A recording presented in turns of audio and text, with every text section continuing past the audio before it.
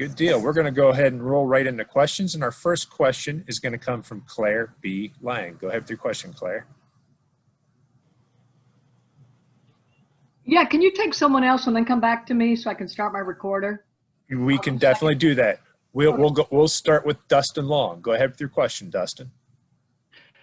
Thank you. Brad, I'm curious, with the emphasis that's being put in the schedule on road courses and even more so also on short tracks, how much does that change the demands of a driver or what will make a good driver? And since you used to have a truck team and work with developing drivers, what are the tips or what are things that maybe younger drivers might need to look at doing more of if this continues to be more of a trend moving forward?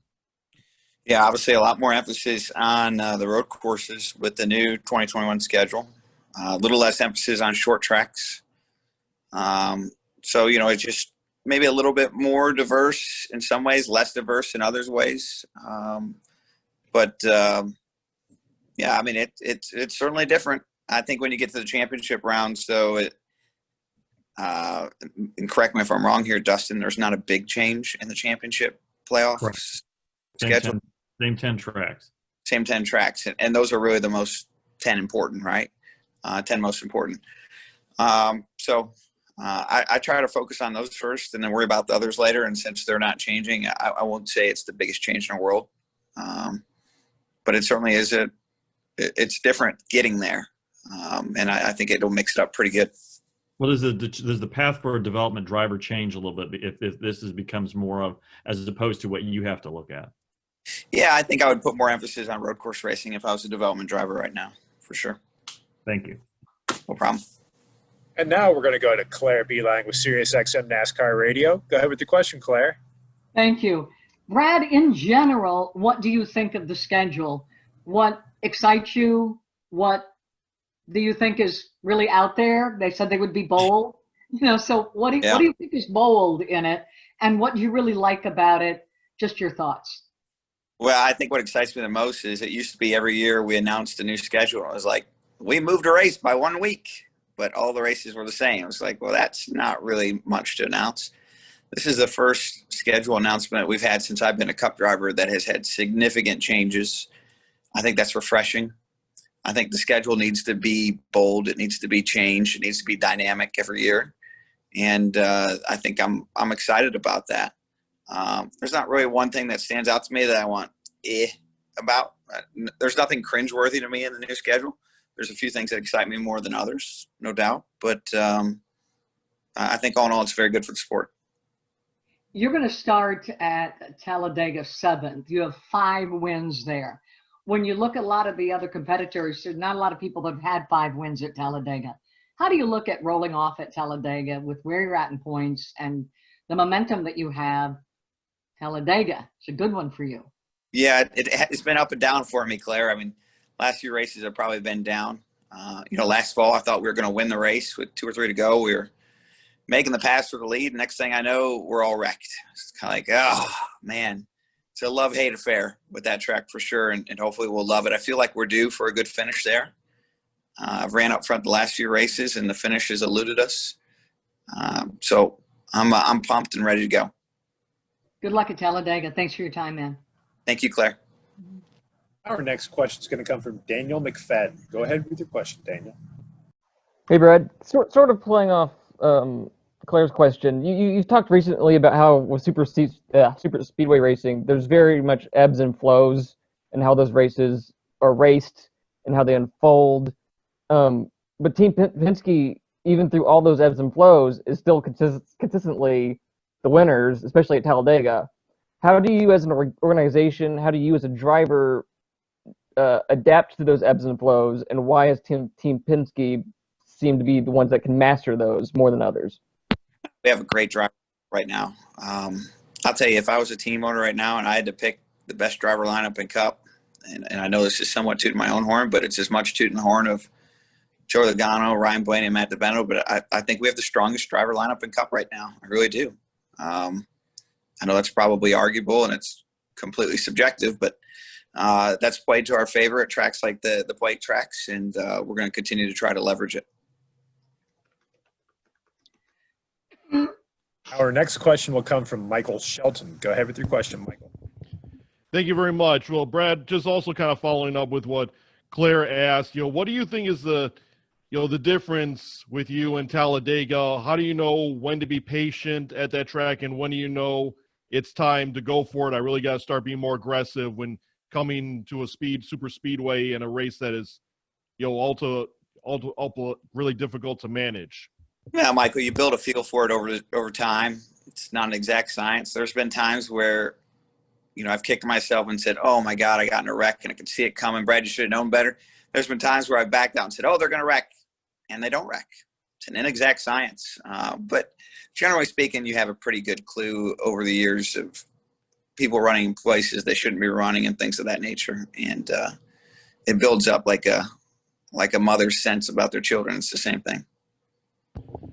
And just a quick follow-up with this new schedule coming out. One of the casualties is the loss of a race at Michigan International Speedway next season instead of having 2 races. As a Michigan man, how do you feel about that change in the schedule?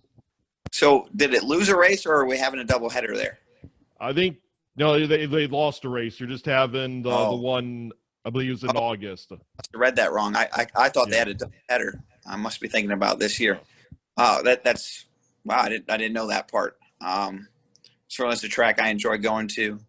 I'll miss the weekend, and I'm sure it'll come back to a doubleheader soon. Thank you. Appreciate it. No problem. Our next question is going to come from Woody Kane. Go ahead with your question, Woody. Hey, Brad, appreciate your time. I wanted to go back to the road course thing for just a second, and specifically with the Roval coming up next week, can you describe the differences in how you attack a Roval-style course versus a purpose-built road course and what the differences are? Yeah, I think there's different types of road courses, just like there's different types of oval tracks. And the Roval type of track is, much harder on equipment, has a really big speed delta, high speed, low speeds. It can be quite a handful. And so managing your car is much more difficult than like a Sears Point. The high speeds are as fast as a Sears Point Sonoma, but the or the low speeds are as fast as those tracks, but the high speeds are more like your Watkins Glen type of racetrack. So it's just a really big challenge to run a Roval. It's very hard on you physically because you hit the curbs very, very hard, and it bounces your body around quite a bit. But it's pretty cool to say you've done it. Thank you, Brad. You got it, Woody. Our next question will come from Steven Toronto. Go ahead with your question, Steve. Brad, this weekend is the 20th anniversary of the 2000 Winston 500, which was Dale Earnhardt's final win in the Cup Series. I was wondering, did you watch that race growing up, and did you ever go back and rewatch it? And what do you think the lasting legacy of that race has been? I can't remember where I was on that day to articulate it. I don't think I saw it live, but I'm sure I saw it on replay right after. But there's always an Earnhardt legacy that's connected to Talladega. It's always been there, probably always will be there. Between Dale Jr. and his dad, they won, I think, 16 races there in the Cup Series, which is pretty phenomenal. That's a hell of a mark to leave on any racetrack. And so they made a lot of moves and set a lot of precedents for how to get the job done there that I've tried to learn off of over the years. And that race is one that I'll certainly always think about how to apply. Sounds good. Thank you, Brad. Our next question will come from Luis Torres. Go ahead with your question, Luis. Hey, Brad. To follow up what was said earlier, they talked about Michigan. Would you tell us kind of like about the loss of Kentucky and Chicagoland, both tracks that you won in the past, and what does it say about the marketing as far as losing a major one like Chicago, but going to other ones like in the Midwest, like a Road America, to kind of alleviate some of that disappointment? Well, it's not the fun part of life, but the reality is there's winners and losers in anything. The two go hand to hand. And I think, Chicago and Kentucky, maybe Michigan might have lost out on this one, but I'm sure they'll win sometime down the road and it'll work its way out. So for those race fans that are, maybe upset about it, I would say be patient. We'll be back. Thank you. You got it. Our next question will come from Marty Sakala. Go ahead with your question, Marty. Thanks, Matt. Hey, Brad, how are you today? Good, Marty. How are you? Doing good. Last week we had you on, and I believe you said that the tires need to be significantly improved for the Bristol Dirt Race next year. We just had Kurt Busch on, and he believes that what did I miss? He believes that it's going to be interesting with 40 cars on the track. I know Chase Briscoe was just on here. He believes that it's going to be interesting with how the format's going to be in regards to the charter system. What other improvements should NASCAR make, whether it be the car or the format for this race? Well, I can't sit here and tell you at the moment that I've spent a lot of time thinking about what NASCAR should do for the Bristol Dirt Race. It's honestly at this point in the season with the playoffs looming, I've been way more where my focus is, to be honest. And even when it does come next season, we'll probably be more focused on the playoffs than that one race. So I think we should just kind of enjoy the novelty of it, let it be fun, and hopefully the details will work out. And if they don't, at least it's not a playoff race. Thank you, Brad. Good luck to you this weekend. No problem. Thanks, Marty.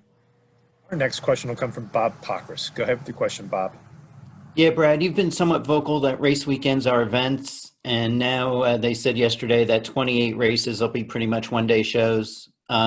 Curious what ideas you might have to make them those type of things events, or do you feel like that decision should be reconsidered?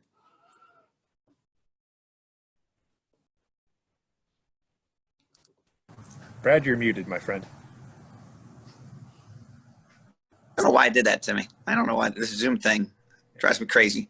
But anyway, I haven't stared at the schedule, Bob. I'm gonna be honest with you. I glanced through it real quick, back to being focused on this year and not letting those other things get too deep in my mind. But I don't know how many of them are double headers. I guess I just assumed that quite a bit of them were. Do you know how many were double headers, Bob? Just one. You just have Pocono as a doubleheader, and then they said the races you'd have practice and qualifying would be Daytona, the 600, Phoenix, and the 5 new courses. Okay, so then basically there'll be about a half a dozen races or more where we're there for 2 days, Bob? Correct.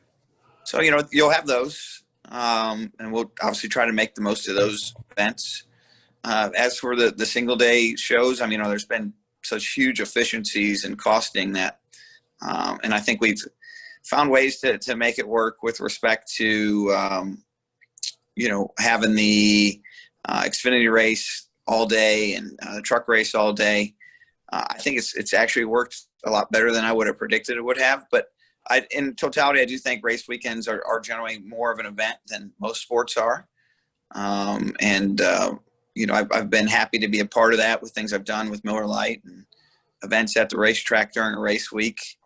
I suspect that we'll still do some of those once the virus and all that's clear, but until that's happened, it seems so far off that it hasn't been worth putting a lot of thought into. Thank you. No problem. And our next question will come from Daniel McFadden. Go ahead with your question, Daniel. Hey, Brad, going back to Talladega, you talked about earlier about how you've struggled there recently, and while your teammates have been able to win there. But Joey and Ryan have had their struggles within this season. Is it kind of weird for you guys as an organization to be able to point to the chaos of Talladega and be able to say, yeah, that's an opportunity for us to turn this around? And that's not something other teams might be able to say confidently. Yeah, it is a bit strange. We haven't been where we want to be on the mountain halves, Daniel. There's no doubt about that. The mountain halves and the road courses have been a weak spot for us. The super speedways and the short tracks have been a strong spot for us. Thankfully, we have the super speedway this weekend and a couple short tracks coming up in the next round. So we need to kind of maximize our strengths and minimize our weaknesses. And this weekend is certainly looking like a strength for us. We have high expectations. Good deal. Well, Brad, we thank you for taking the time to join us today. Good luck this weekend at Talladega Super Speedway. Thank you. Appreciate it. All the best, guys and gals.